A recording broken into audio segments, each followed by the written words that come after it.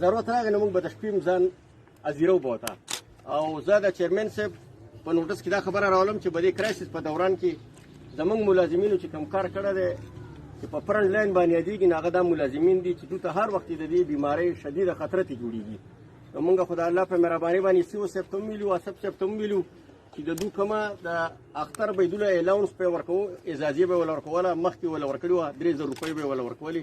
نو موږ چې یو ورته هغه دغه شي او یو موږ فضل حکیم صاحب ته دا خواست کوو چې دی د وزیر اعلی صاحب سره ملاقات وکړي او د دوی دپاره هم د نورو محکمو د چې څنګه د ملازمینو دپاره د یوې میاشتې د تنخواه اعلان یې کړی دی چې داسې ستاسو دپاره هم وشي دا به زموږ دپاره نور هم د حوصله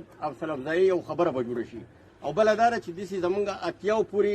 ملازمین دي چې په هغې کې 15 کاله 6 کاله 7 کاله خلکو کار کړی دی خو په کانټریکټ په بنیاد باندې دي چې دا موږ د خپل چیرمن صاحب نه سوال ورته کوو چې هسې تاسو به برتي به کوئ خو که دا ملازمین د ټي ایم ای په ترو باندې هلته پرمننټ شي او دوی ته یې ورکړي نو د دې ملازمینو هغه مستقبل به پرې هم ښه شي او موږ په انشاءالله تعالی زموږ به دا ستاسو سره لوځي زموږ د یونین چې موږ راخ کړی دی د دې مقصد دپاره راخ کړی دی چې زموږ د دې ملازمینو چې کم مشکلات او کم مسایل راځي کم تکلیفات راځي موږ به د دې خپلو مشرانو سره بحث کوو که د دوی نه نه کېده موږ به ایم پي اے صاحب ته وایو که ایم پي اے صاحب نه کوله دوی نه شو کولی نو دی به زموږ سره او موږ به انشاءالله تعالی د ده سره مخ په وړاندې به ځو خو موږ به د خپل ښار صفا ساتو او موږ به په ټایم باندې خپلو صارفینو ته د اوبو دا سپلای چې کوم ده دا به موږ برقرار ساتو او ستاسو به موږ زیاته شکریه به دې ادا کوو چې تاسو په دې سخت وخت کې بهترین خدمات ادا کړي دي نو زه بیا یو ځل د چیرمن صاحب د سیو صاحبو